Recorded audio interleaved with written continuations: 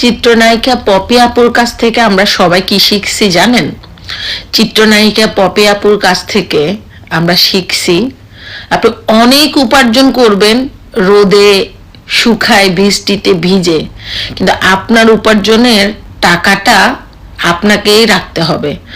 আমরা কি করি, যারা আমরা প্রবাসে থাকি বা ধরেন যারা আমরা উপার্জন করি, আমরা কি করি, আমাদের বেশিরভাগই প্রবাসী ভাইদের এই সমস্যাটা হয়। আমরা কি করি, অনেক টাকা যখন কষ্ট করে পরিশ্রম করে যে সেই থাকি, আমরা কি করি, কষ্ট করে পরিশ্রম করে আমরা নিজের